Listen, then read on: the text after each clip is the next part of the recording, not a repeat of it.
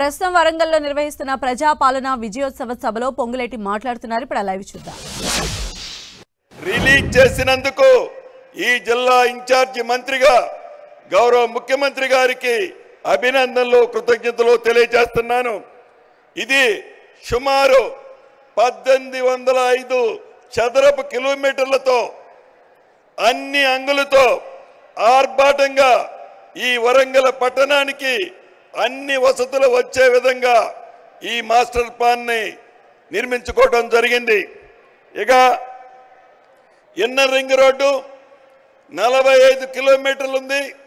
ఈ 45 కిలోమీటర్లకి 572 కోట్ల అవసరం ఉంది.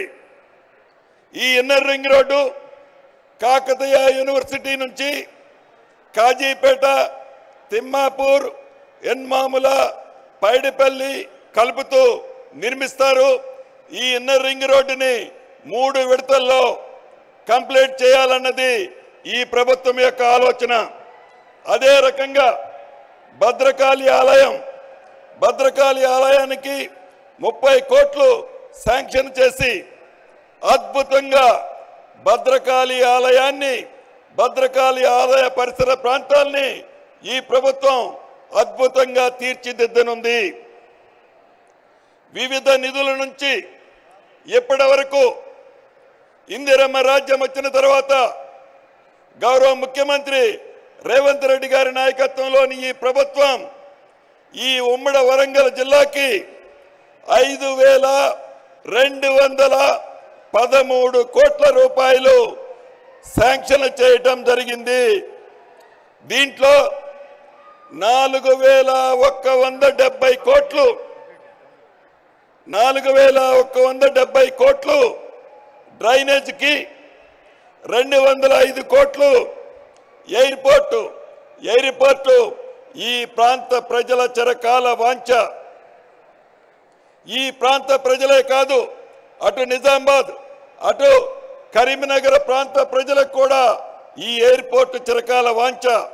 ఈ చిరకాల వాంఛని ఇందిరమ్మ రాజ్యంలో గౌరవ ముఖ్యమంత్రి రేవంత్ రెడ్డి గారి నాయకత్వంలోని ఈ ప్రభుత్వం అతి కొద్ది రోజుల్లోనే ప్రారంభించుకోబోతున్నాం.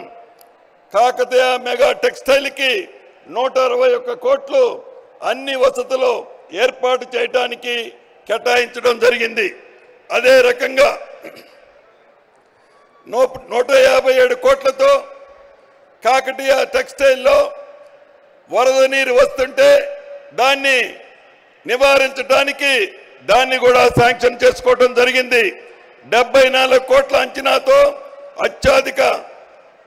అధునాతనమైన ఆర్టీసీ బస్ స్టాండ్ ని నిర్మించుకుంటున్నాం. ఇలా అనేకమైన కార్యక్రమాలు చేపడుతున్నాం. సుమారు 230 కోట్లతో అనేక మిగిలిన అభివృద్ధి కార్యక్రమాలని శాంక్షన్ చేసుకోబోతున్నాం.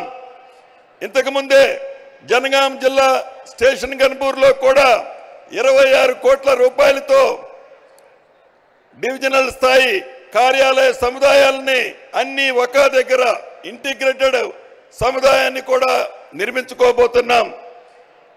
ఇంతకుముందు సురేఖక్క అనేక సార్లు గౌరవ ముఖ్యమంత్రి గారి దగ్గర ఉన్నప్పుడు నేను వింటుండేవాడిని, గుడి, చర్చి, మసీదుకి నాకు 3 కోట్లు కావాలని గట్టిగా పట్టుబట్టేది. గౌరవ ముఖ్యమంత్రి గారు ఆ 3 కోట్లు కూడా శాంక్షన్ చేసినందుకు కృతజ్ఞతలు చెప్తున్నాను.